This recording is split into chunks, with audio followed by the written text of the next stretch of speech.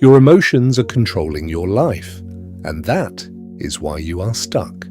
A Stoic man controls himself before he controls the world. Subscribe if you are ready to master your mind. He used to believe that someone would come. Not today, not tomorrow, but someday. Someday a mentor would notice his potential. Someday an opportunity would knock loudly enough. Someday circumstances would shift in his favor. He believed life had a hidden rescue plan. He worked just enough to feel responsible. He dreamed just enough to feel ambitious. He suffered just enough to feel unlucky. And every night, when he lay awake staring at the ceiling, he repeated the same quiet sentence in his mind. "It is not my time yet." The world, however, did not care. Bills arrived on time, deadlines arrived on time, consequences arrived on time. Opportunity did not. He scrolled through the lives of others who seemed ahead. People his age building businesses, athletes pushing past their limits, creators speaking with confidence. He told himself they were different. Different background, different support, different luck. He did not notice the pattern forming inside him. Blame became comfort, excuses became protection, delay became habit. Deep down, there was a quiet fear he never wanted to face.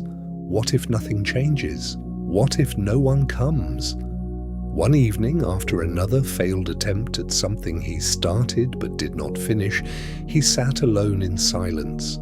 No music, no phone, no distractions. Just the weight of unfinished effort pressing against his chest. For the first time, he felt the emptiness of waiting.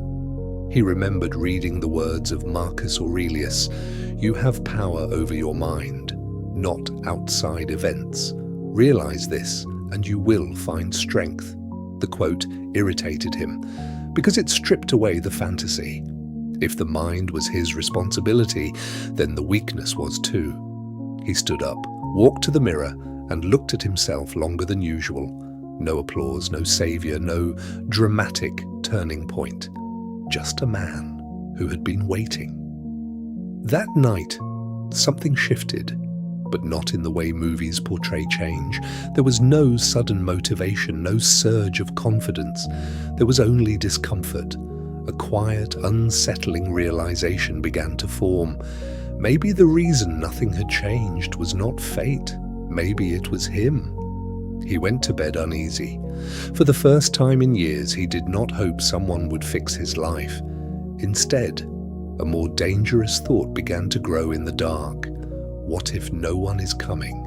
The idea felt brutal. It felt unfair. It felt lonely. But it also felt strangely powerful. If no one was coming, then there was no one left to wait for. Sleep did not come easily that night, because once the illusion cracks, it never fully repairs itself. And in the silence of his room, a war quietly began.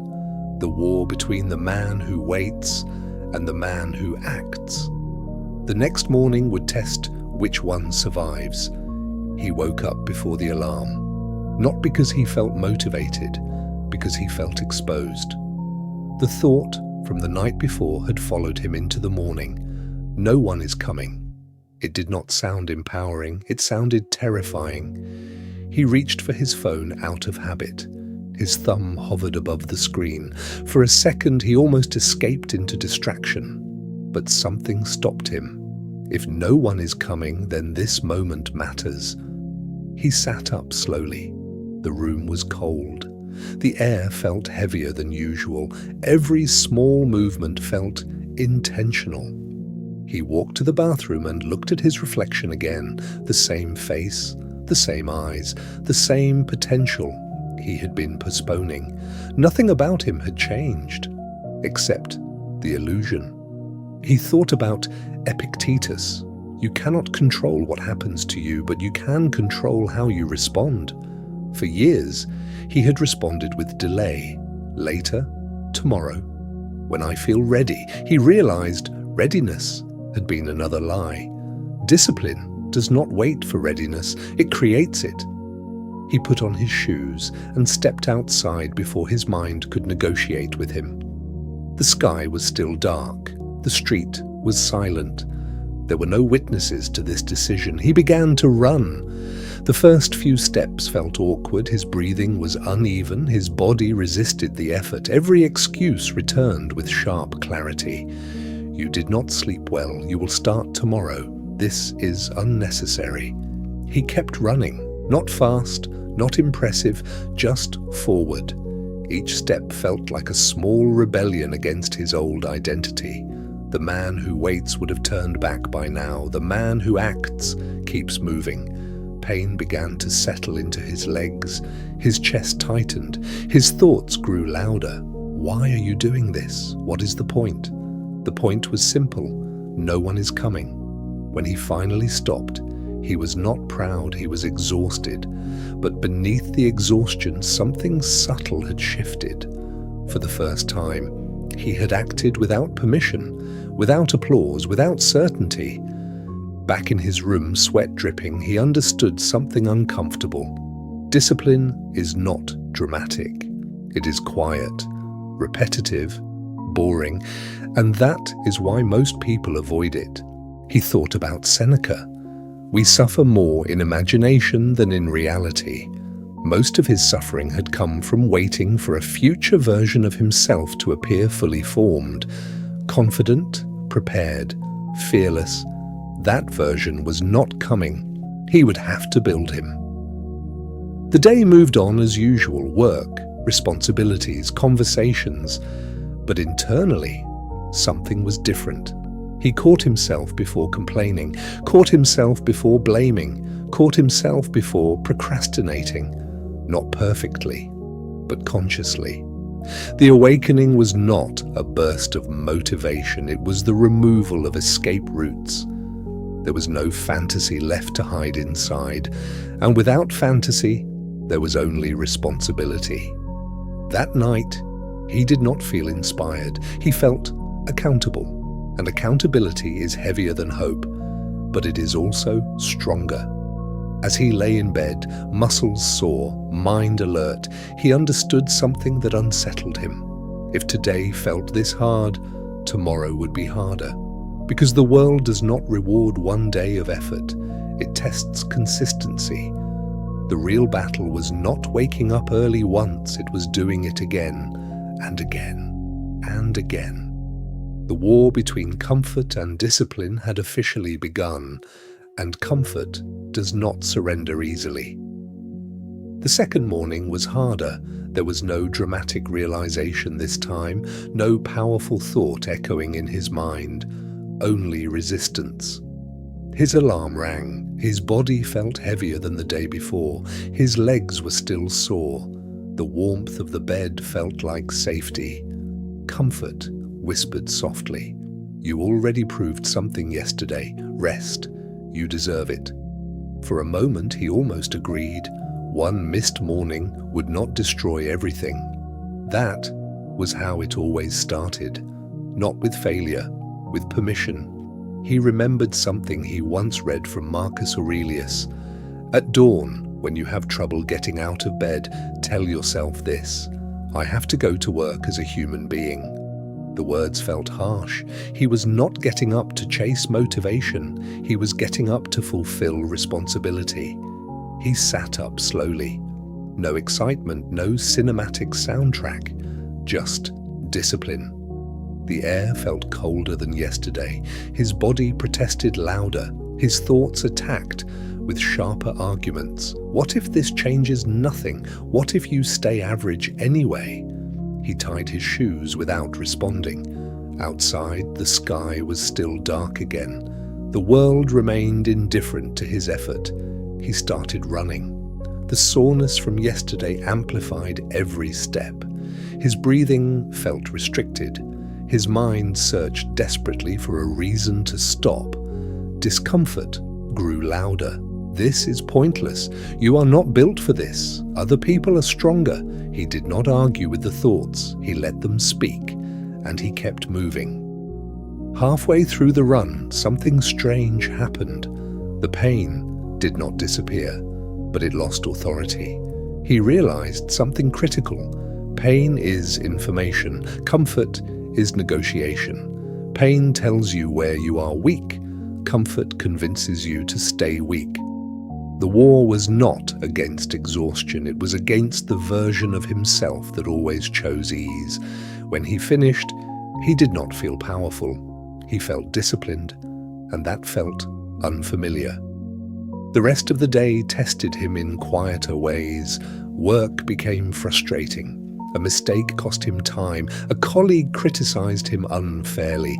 Old patterns resurfaced quickly. Blame them, complain, withdraw. But he paused. Epictetus had once said that it is not what happens to you, but how you react to it that matters.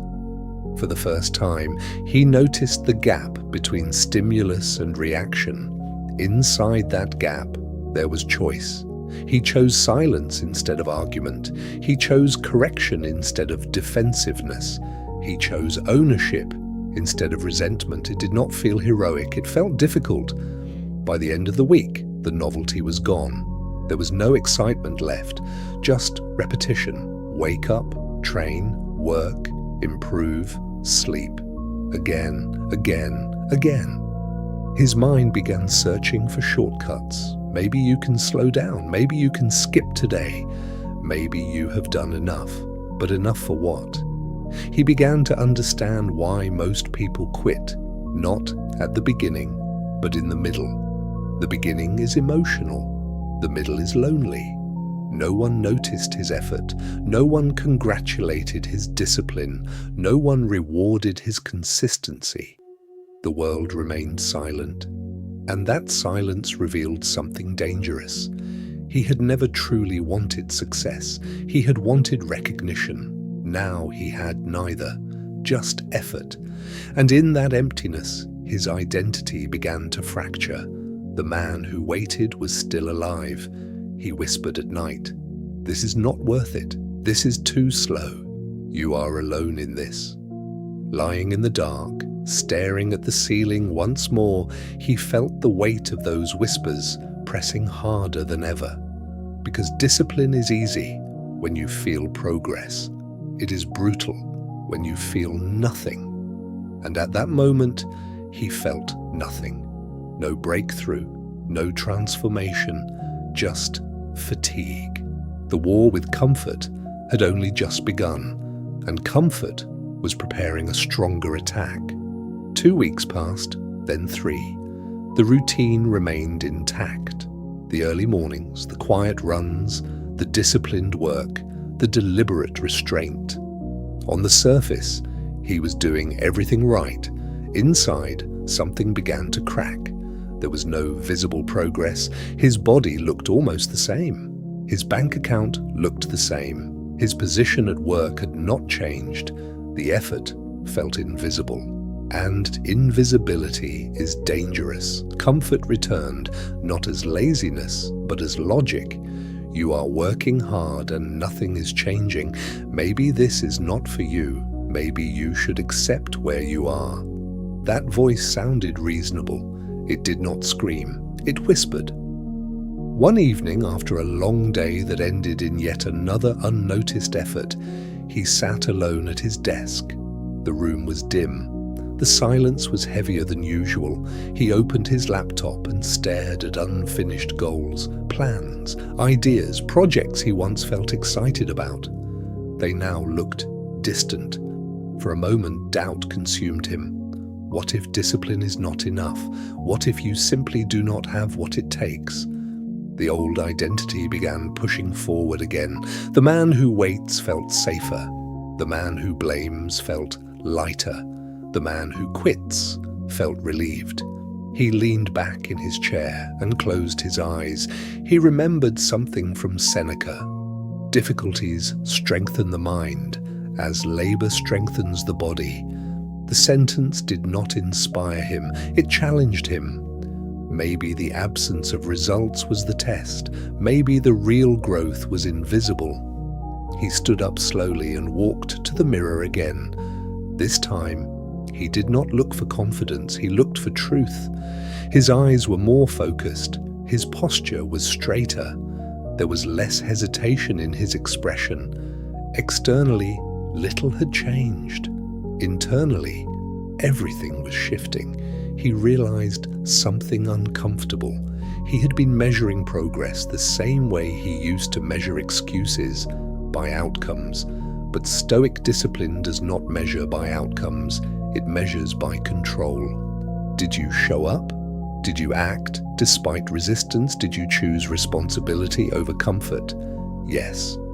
The world had not rewarded him, but he had not betrayed himself. That night, the temptation to quit reached its peak.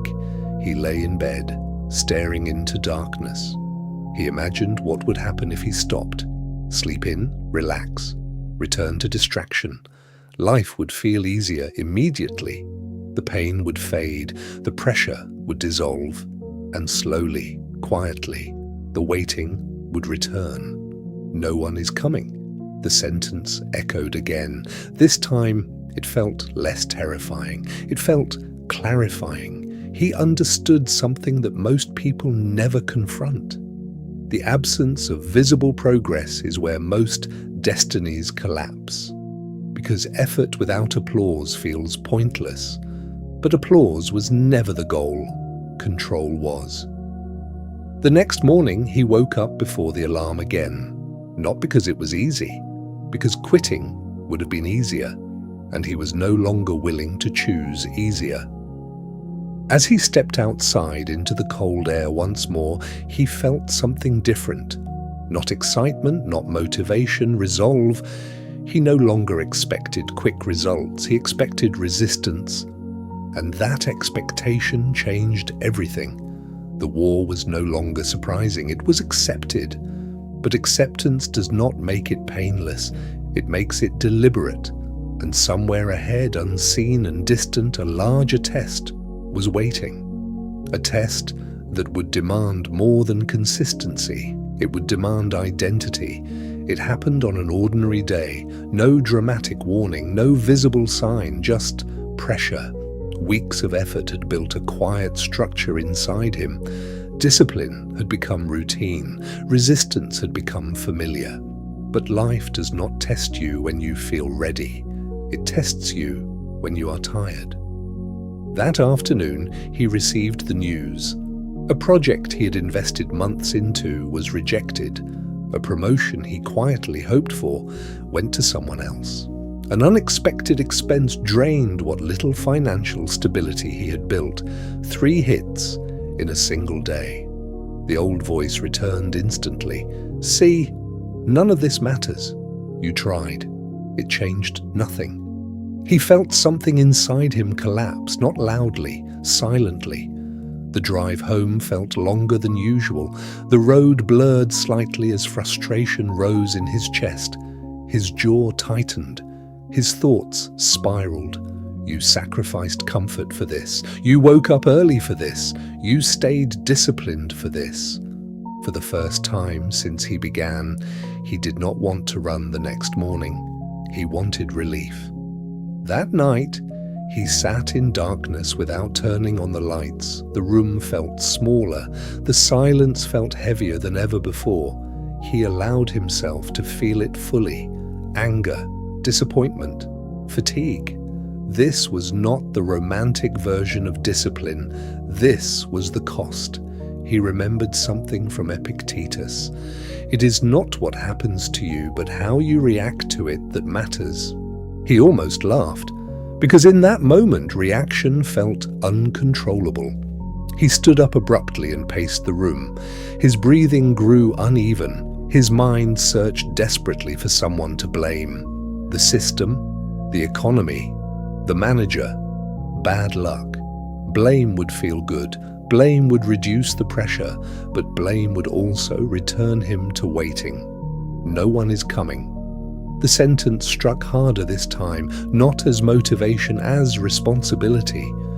He walked to the mirror once more. His eyes were tired. His face showed strain. This was the real test. Not waking up early, not running in the cold.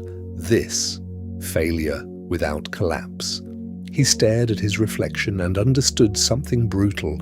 Discipline is not proven in progress. It is proven in setback. If he quit now, all the previous weeks would become proof of weakness. If he continued, this moment would become proof of identity. The next morning, the alarm rang. He did not move immediately. The temptation was stronger than ever. Stay down. You deserve a break. You have done enough. His body felt heavy. His mind felt drained. For a full minute, he lay there frozen between two versions of himself, the man who escapes pain and the man who endures it. Slowly, deliberately, he sat up. Not because he felt strong, because he refused to feel defeated. He put on his shoes with trembling hands. He stepped outside into air that felt colder than ever before. The run was brutal. Every step felt forced. His breathing was shallow. His legs screamed in protest. There was no rhythm, no clarity, no sense of triumph, only resistance. Halfway through, he nearly stopped. His body leaned forward as if surrendering, and in that fragile moment, something shifted inside him. He realized he was no longer running for progress. He was running to prove something to himself, that he does not break. Pain intensified, but fear weakened. For the first time, he understood that mental toughness is not loud. It is stubborn. When he finished, he did not feel victorious. He felt hardened. The world had hit him. He had not folded. And somewhere deep inside, beneath the exhaustion and frustration, a new layer of strength began forming. The breaking point had not destroyed him. It had revealed him. But greater pressure was still ahead. And this time, it would not attack his effort. It would attack his belief. The weeks after the setback were different. The pain from rejection faded slowly. The financial strain remained. The missed promotion became old news. Life moved on. But inside him, something more fragile was being tested. Belief. Not belief in motivation, not belief in quick success, belief that discipline would eventually matter. He continued waking up early, continued training, continued working beyond what was required.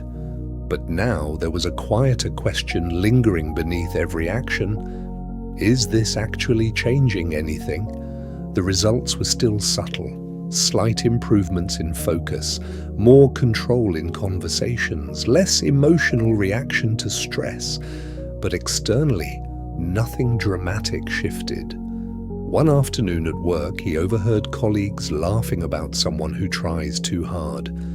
The comment was casual, unintentional, but it pierced him. He wondered if they were talking about him. He had become more disciplined, more reserved, less involved in gossip, more focused on improvement.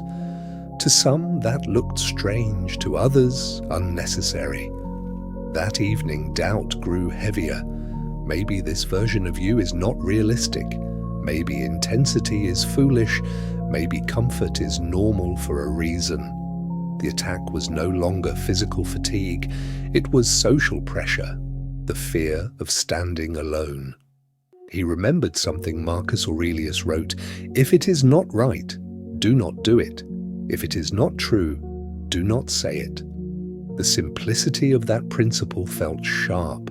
He was not seeking approval, he was seeking alignment. But alignment is lonely. He walked home slowly, reflecting on how much easier it would be to blend back in, sleep later, work less, relax more, stop pushing. He would fit again, no resistance, no isolation. But he understood something clearly now. Fitting in had never made him stronger. It had made him stagnant. That night he faced a different kind of mirror, not the one in his room, the one inside his mind. Why are you really doing this? The question surfaced without fear. At first, he answered with ambition, success, freedom, control. But deeper than that, there was something else, self-respect. He was tired of negotiating with a weakness, tired of explaining why he did not try fully, tired of being dependent on mood. The next morning came quietly. No emotional surge, no internal speech, just the alarm. He stood up immediately, not aggressively, not dramatically, calmly. He realized discipline had stopped feeling like a battle. It was becoming default. That scared him. Because if discipline became identity, there would be no excuse left. No fallback version of himself to hide behind. The run that morning felt steady. Not easy, not brutal. Steady. For the first time, his thoughts were quieter during effort. Less arguing, less negotiating, just motion. He understood something subtle but powerful. Belief does not grow from inspiration, it grows from evidence. And every morning he showed up, he collected evidence against his former weakness. Small proof, invisible proof, but real. The world still had not changed, but he had. And when belief shifts internally, the external shift is only a matter of time, yet time itself would now test him. Because the next challenge would not be failure, it would be success, and success can be more dangerous than struggle. It did not happen all at once. There was no dramatic breakthrough, just small signs. His endurance improved, his focus sharpened, his reactions slowed before anger could take control. At work, his consistency began to stand out, not loudly, quietly. Tasks that once felt overwhelming now felt structured. Problems that once triggered frustration now triggered analysis. One morning, his manager called him in. The conversation was short. "Your performance has improved. Keep going." That was all. No promotion, no raise, just acknowledgement. But acknowledgement can be intoxicating. As he walked back to his desk, he felt something dangerous rising. Pride, not confidence. Pride. You are ahead now. You proved them wrong. You can relax a little. The thought felt justified. After months of discipline, surely he had earned comfort. That evening, he skipped his training for the first time. Just once. He told himself it was strategic recovery. The next morning, waking up felt slightly harder, not dramatically, subtly. The edge he had sharpened for months dulled just enough to notice. Comfort does not attack aggressively. It returns gently. Over the next few days, his intensity softened. Not completely, just slightly. He worked hard, but not as sharp. He trained, but not as focused. He disciplined himself, but with negotiation. The difference was almost invisible, but he felt it. He noticed how quickly old habits waited beneath the surface, scrolling longer, delaying small tasks, allowing emotional reactions to slip back in. Success had not made him stronger, it had tempted him. One night, sitting alone again, he reflected on the pattern. Struggle made him alert. Progress made him comfortable. He remembered something from Seneca. Luck is what happens when preparation meets opportunity. He realized preparation is fragile. It must be guarded even after progress appears. The next morning, he returned to full intensity. Not because he was afraid of losing status, because he understood a deeper truth. The goal was never achievement, it was control. Achievement fluctuates. Control is chosen daily. As he ran, he analyzed his own psychology. Why does the mind relax after minor success? Because the brain seeks safety, and safety feels like stagnation. He pushed harder that day, not recklessly, deliberately. Each step felt like a statement. You do not own me. He was no longer fighting failure, he was fighting complacency. And complacency is more sophisticated than weakness. By the end of the week, his discipline felt sharper again. But something had changed inside him. He no longer feared struggle, he feared softness. He understood now that mental toughness is not built once. It must be maintained constantly, because the world does not defeat disciplined people directly. It seduces them, and he could feel the seduction growing stronger, more comfort, more validation, more subtle rewards. The real test was approaching, not a setback, not recognition, but an opportunity that would challenge everything he believed about himself. And this time, the question would not be whether he can endure pain. It would be whether he can endure pressure. The offer came quietly. No celebration, no dramatic announcement, just a conversation behind a closed door. A new position, more responsibility, higher expectations. It was not guaranteed success. It was pressure. For a moment, he felt a surge of validation. Months of discipline had not gone unnoticed. But validation fades quickly when reality settles in. The role required longer hours, sharper decisions, public accountability. Mistakes would no longer be private. They would be visible. As he walked out of the room, the weight settled on his shoulders. This was what he had wanted. But wanting something and carrying it are different experiences. That evening, doubt returned in a new form. What if you are not ready? What if this exposes you? What if your discipline was only enough for struggle, not leadership? Fear felt different now. Earlier, he feared failure. Now, he feared exposure. The next morning, the run felt heavier. Not physically, mentally. He imagined future scenarios, difficult conversations, high-stakes decisions, public criticism. His breathing shortened as anxiety tried to take control. This is too much. You were safer before. He slowed down, not because he was tired, but because his thoughts were overwhelming. Then he remembered something from Marcus Aurelius. The impediment to action advances action. What stands in the way becomes the way. He stopped running for a moment and stood still in the cold air. The opportunity was not a reward. It was the next obstacle, and obstacles are training.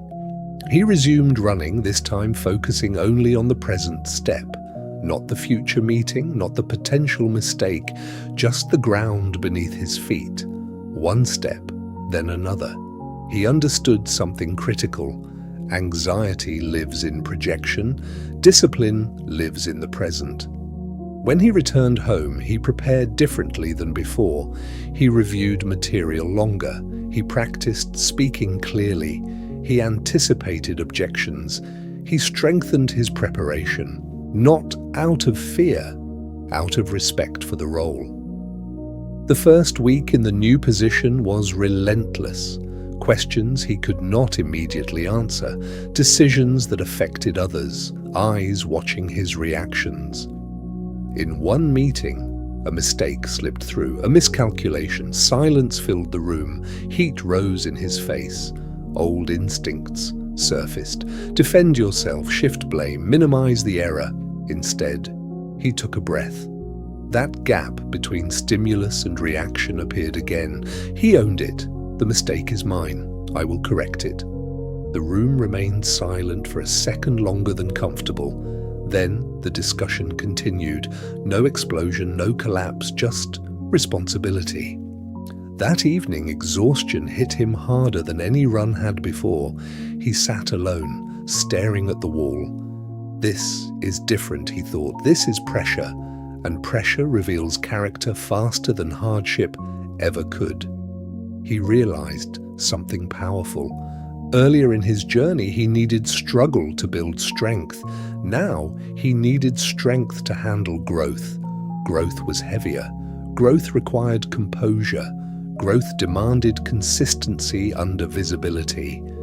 He lay down that night aware that the stakes had risen. There was no more room for half-effort, no more negotiation with comfort.